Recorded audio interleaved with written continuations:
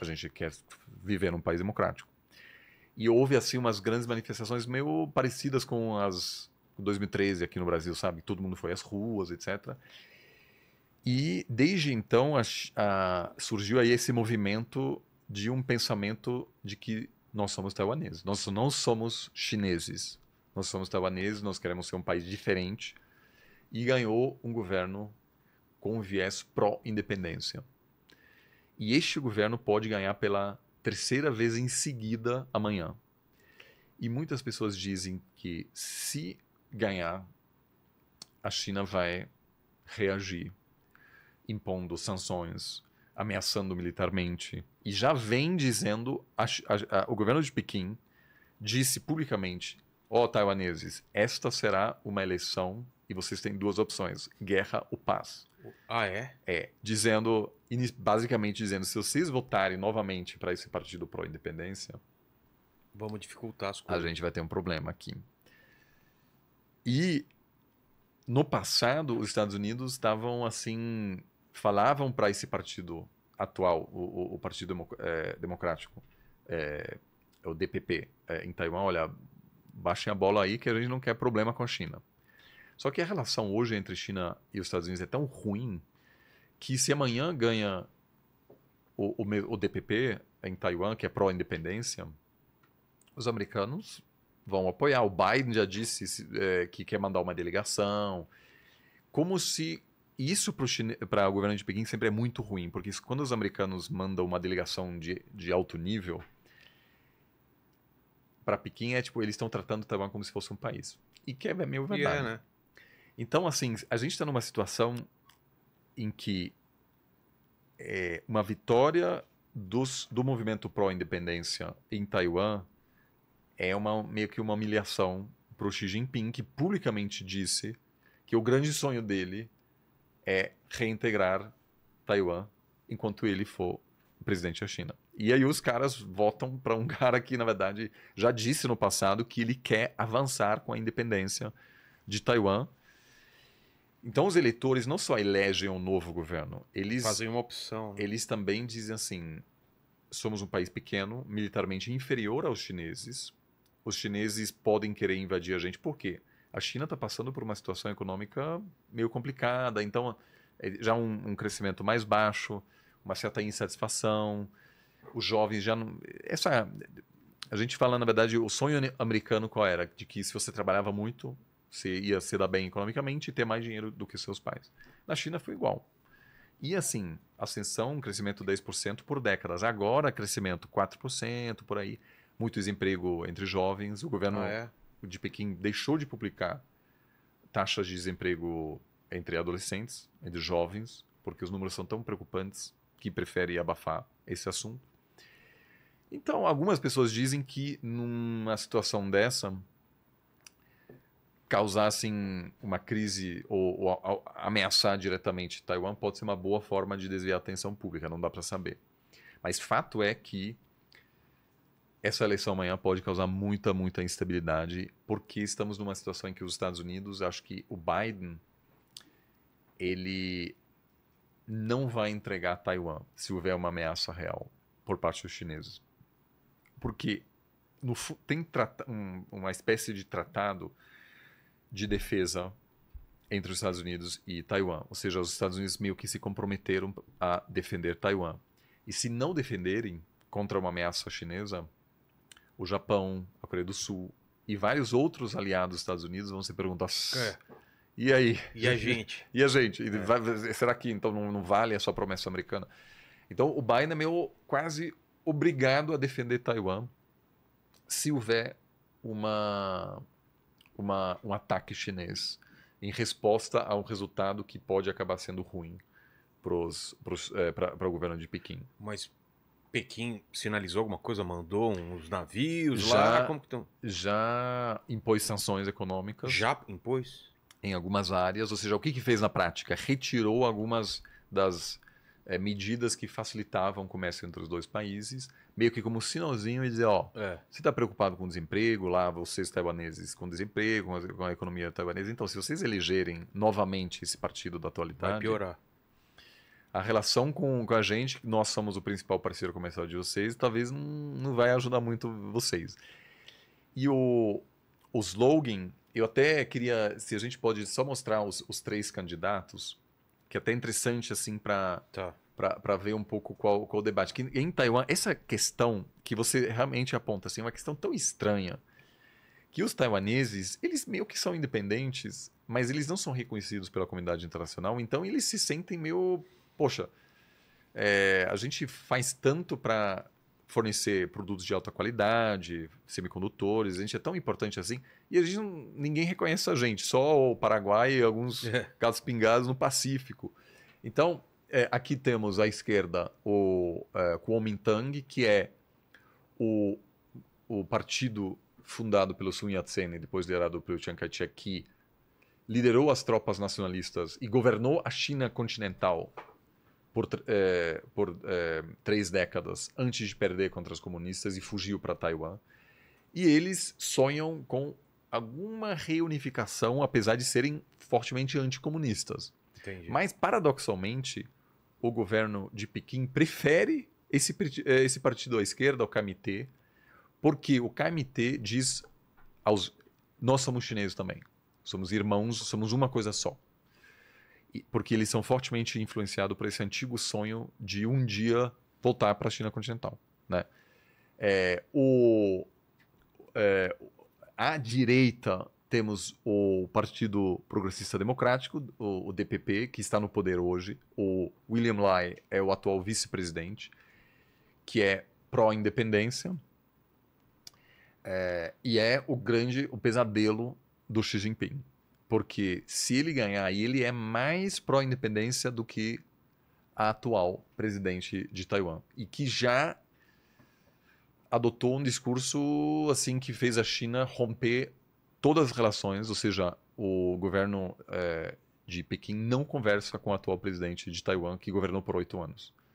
Ou seja, houve um completo colapso da comunicação. Então, o cara é mais ainda. Um dos slogans dele é: nós não somos o Taiwan de China, somos o Taiwan do mundo. Ou seja, ele quer reduzir as relações com a China e depender mais do Ocidente. Um cara que diz: nós, na verdade, somos muito diferentes dos chineses.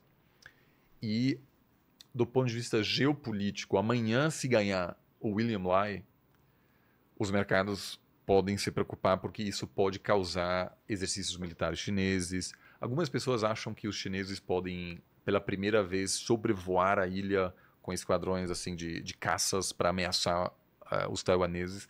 E a aposta do governo de Pequim é que os eleitores taiwaneses vão ficar com medo de dizer: se eu eleger o William Lai, aumenta o risco de guerra. Eu não quero guerra, então eu prefiro votar para alguém mais pró-Pequim. E o Ko do Partido Popular é uma espécie de... é um novo partido, assim, porque a esquerda, o Kuomintang, e o DPP são os 2 partidos estabelecidos. O Kuomintang foi o partido que governou a China, o Taiwan na época autoritária. O DPP liderou a democratização.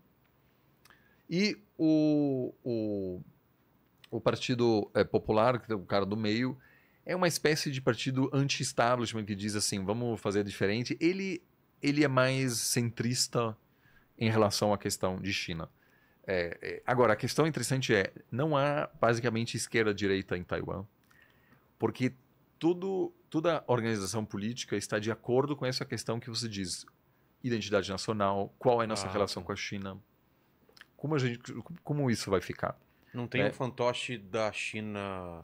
Não tem, mas assim, o que a China faz manda muitas fake news para Taiwan, sobre supostos casos de corrupção no governo pró-independência, dizendo que nós somos todos uma família, eles são, não são, os que dizem que Taiwan não é chineses não são patriotas. Então tem muita coisa assim tentando influenciar o discurso.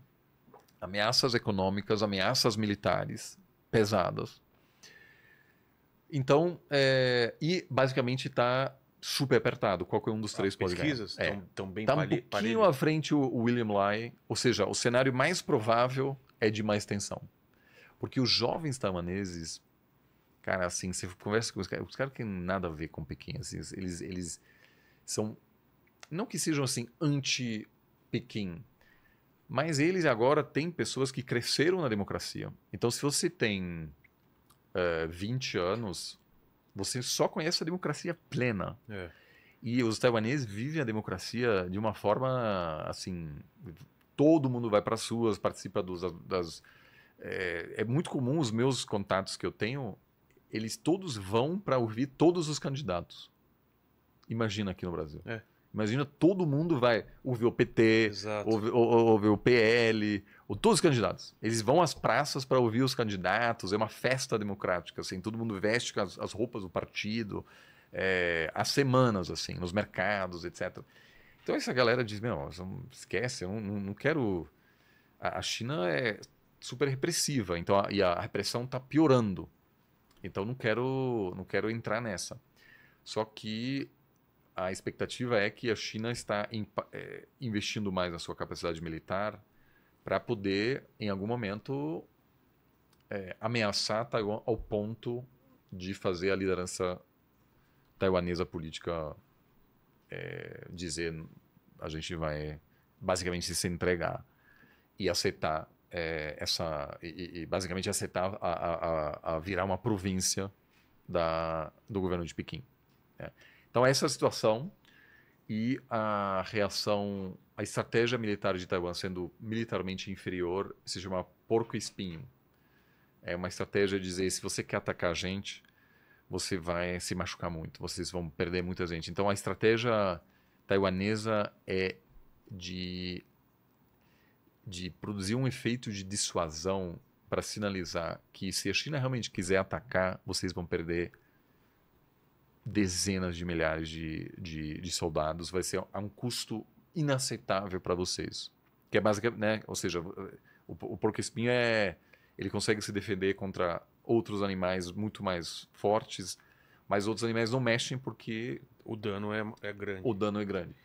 Mas são todos cálculos incertos. A então... Rússia se posicionou sobre isso? Não. Em algum momento? Bom, a Rússia está muito, muito ocupada atualmente com a Ucrânia, mas certamente num conflito desse estaria do lado de Pequim, que a Rússia hoje é fortemente dependente economicamente de Pequim.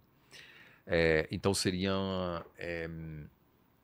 esse seria o principal aliado de Pequim nesse conflito contra Taiwan e possivelmente os Estados Unidos. E aí a grande questão se você pergunta aqui alguém, e aí o Brasil como vai ficar? O Brasil reconhece Pequim como a China e não reconhece Taiwan. Então, o que Pequim diz? É um assunto interno, gente, nada a ver. Vocês podem, assim, isso nem é uma guerra, isso são os rebeldes que estão resistindo, mas vocês todos reconheceram que tem uma China só. Então, é uma situação realmente complicada, porque há várias formas de declarar independência. Então, alguns amigos meus taiwaneses dizem, nós queremos, sim, a reunificação, mas queremos uma reunificação a partir do momento que Pequim se torne um governo democrático. Que, obviamente, não vai acontecer. Exatamente. Então, tem até duas formas. Um se chama reunificação vermelha, que a gente se torna uma coisa só e todo mundo será sob comando de Pequim. Ou a reunificação azul, eles chamam, que seria uma reunificação, uma nova China democrática que impossível. Não vai acontecer. Então, assim, realmente uma situação preocupante. E, assim, o que mais eu acho que é problemático é que o governo americano, como eu disse, me parece... Se a gente tiver que desenhar uma situação dessa, os Estados Unidos sim, vai intervir, vai apoiar. Independente da eleição, Biden ou Trump, republicano ou democrata, tem a mesma posição. Essa ninguém sabe, obviamente. O Trump, apesar de ter essa retórica anti-China, eu acho que para a China para Pequim, seria um presidente melhor. Ah, é? Por quê? Porque o Trump foi anti-China? Por causa dos produtos. Ele quer proteger a economia americana. Ele não está nem aí para a democracia, essas coisas. Então o Trump, na verdade, não tem esse discurso liberal, democracias contra autocracias. Então, se os chineses ofereceram, como ele diz, né, um good deal, um bom acordo assim, ele provavelmente vai dizer, não, beleza, vocês ficam